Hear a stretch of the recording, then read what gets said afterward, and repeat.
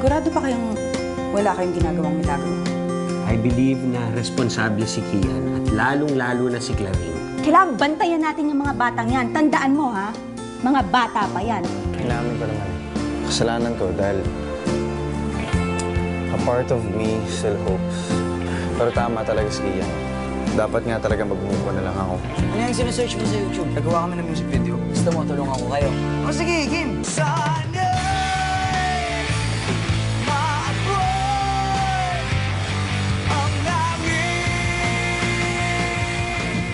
So what can you say? Dapat, when it comes to your music career, I am in control. Gusto kong sabihin sa inyo na ang pangarap, pinagsisikapang abutin.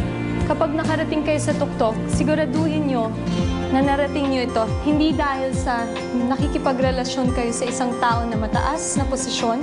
Mali ho yung pagkakilala niyo sa ako. At sa totoo lang ho, na-disappoint ako. Kasi hinangaan ko kayo at dili ko akalain na mag-misjudge kayo sa ako. Huwag mong sabihin. Buntis ka, no? Tama ang kutot mo. Ito, nakita mo itong babae kong pinagtanggol at pinagkatiwalaan mo. Ayan, buntis! Sinasabi ko na nga ba eh. Ano ka?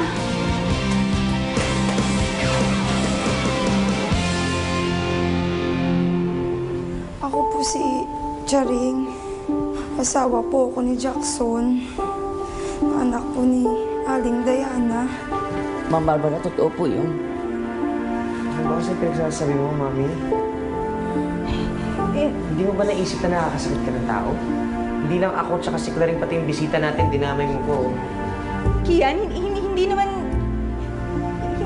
patungkol sa kanya yun eh.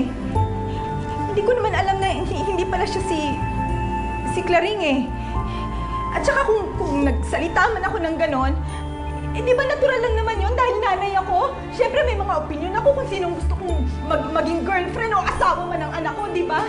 Siyempre, I want the best for you. I know, and you're making things worse. Kian, sana maintindihan mo. Gusto ko mapabuti ka. Siyempre, kahit ano pang sabihin mo, yaya mo si Claring, yaya. Kahit ano pang sabihin mo, hindi mo man lang kinilala si Claring mo. Hindi mo man lang kinilala yung tao.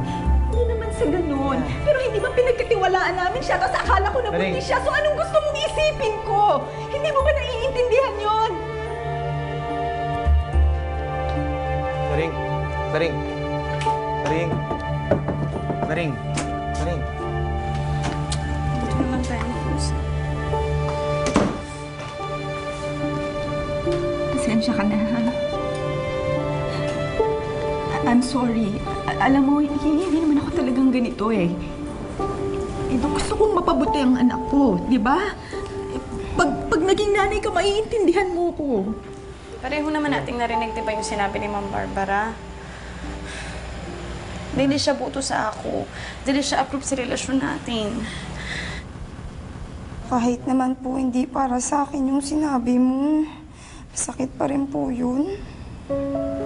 Ano naman usap palagi na hindi tayo bagay? Sabi niya, di ba, it's her opinion. So she has to deal with it. We have to deal with it. Edukadong tao ako.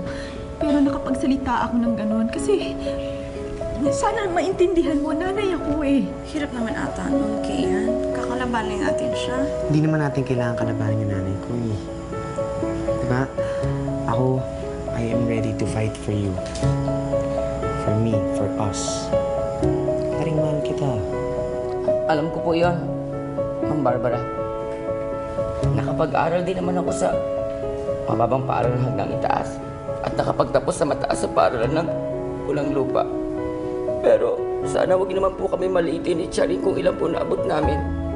Nasasaktan din po kami. Kaya sana, tama na to. Diana, ako na mismo ang humihingi ng tawad sa'yo.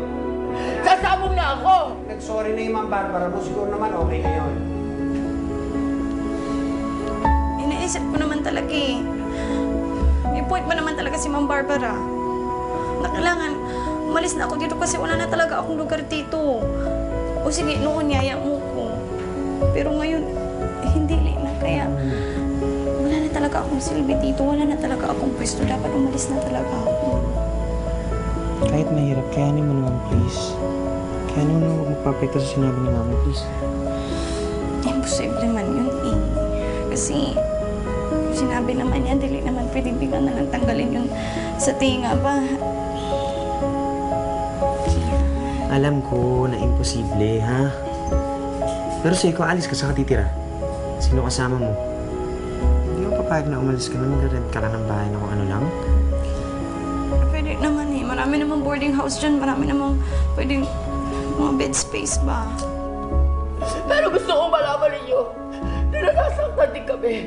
Kahit kayo may mahirap, hampas lupa, katulad nyo rin kami.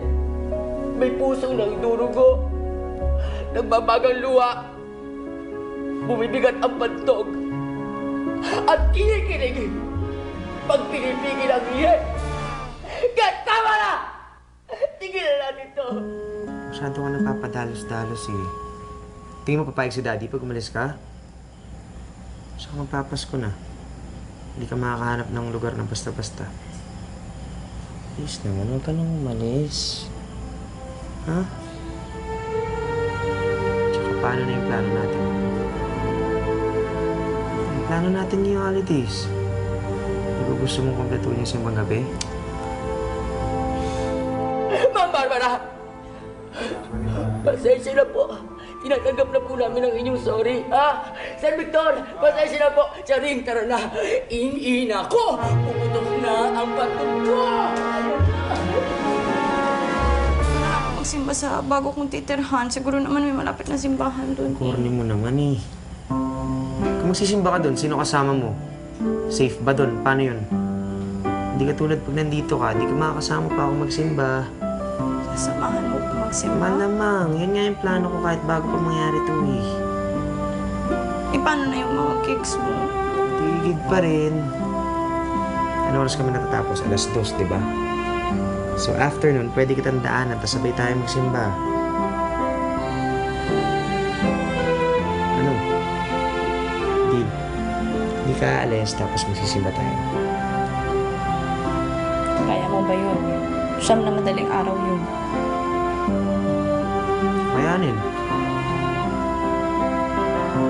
Kayanin mo. Ikaw na, umalis na ha? Sige, sige. Di lang naman ako aalis ngayong Pasko, pero dapat talaga maghanap na rin talaga ako ng sarili kong bagay. Next time na Shhh! Next time na natin pag-usapan yun, ha? Pag matapos na natin yung simbang gabi, okay? Ano ka ba naman? Buo ang respeto ni Kian para kay Claring. Maski nung bagong dating pa lang si Claring dito. Kian never took advantage of her. O dahil si Yaya Claring ang nagte-take advantage sa lifestyle at pera ng anak natin. Pwede ba, Barbara? Matagal ko nang kilala ang pamilya ni Claring. Alam kong mabubuti silang tao. Saka wala ka ba napapansin? Si Kian, he's matured these past few months. Kaya sinusuportahan ko ang mga trip niya. Alam ko na pag nagdesisyon siya ngayon, ginagamit niya ang puso niya at ang isip niya. And I want you to know I support him all the way. OMG, wala na akong pera. Marami pa naman ako kailangan nagregaluhan this Christmas, including myself. What if lang po si Erpa to? Binawasan yung allowance ko. Hindi niya alam, mas magastos pag Pasko eh. Tama. Parang di dumaan sa paggabi natin. Exactly. Buti pa tong si Wency, walang problema sa pera. Oo nga. Ay, wait. Pera ba kailangan natin? I have a very, very brilliant idea. My proposition is, what if mangaroling tayo? Reagi naman ata yung elementary, mga haruling. Bakit? Hindi naman tayo mag-out of town na. Ano ba, never na out of fashion ang pangangaroling. Tsaka besides, doon tayo mangangaroling sa mga gandang mga villages, sa Forbes, sa Dasma, sa San Lorenzo. Tsaka, imagine mo per house doon, ang minimum na binabayad, 5,000 pesos. 5,000? Apat na bahay, 20,000 na yan. Di ba? Brilliant. Yeah. Wincy, meron ka ng time sa friends. Kasi, bakit namin mangaroling sa mga gandang mga villages kung gusto mong jomoy? No way, man. Kasi niya busy tweeting. Eh di wag kang kumanta. Samahan mo lang kami. Oo nga. Magmaneho. Pag maneho mo kami. Yes. At least may driver service. Genius. Brilliant. Business talaga kayo? Huwag man ako magpa-apekto sa sinabi ni Ma'am Barbara. Tama naman talaga si Ma'am Barbara eh. Dapat, nilit na talaga ako nung nakatira kasi kahit wala mo kaming ginagawa pa ni Kian doon, pangit pa rin ba yung tignan, di ba? Na isang bubong lang ako nakatira kasama ng boyfriend ko.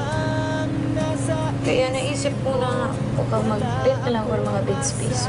Gusto mo tulungan kita maghanap? Marami akong kakilala.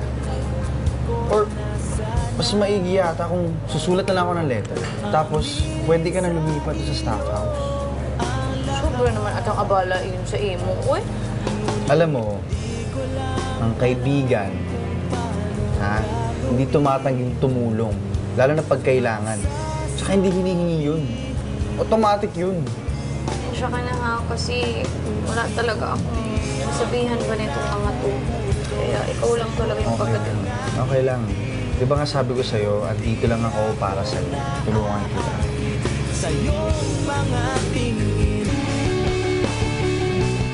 Ikaw, mag-decide ka. Gusto mo maghanap tayo or pag-endorse ako ng letter? Di ba? Huwag muna. Kasi nag-promise pa ako kay Kia na dili ko na ako mag-alis. Pagkatapos na lang ba ng Pasko kasi gusto niya kami mag-Pasko ba magkasama. I-respect ko kanya yung request niya. Tapos after nun, tsaka na lang ako maghanap. Okay. Okay. Ikaw, Clary, anong wish mo?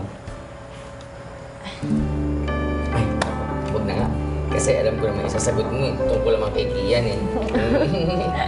Teka nga, speaking of kuya, baka pag si Bagabi ba, eh, di ba ate Clary may gig siya kagabi? Ang problema kasi sa inyo, inuunahan niyo ako. Siyempre darating ako. Spike na rin yun, di ba? Wala. Nag-think ka. So, what's plan? Punta na sila sa kaman. Tama. Teka na, tanggalin mo na muna yung Ay, gitara. mama. Pakalain ba nila kasama ko dun sa banda?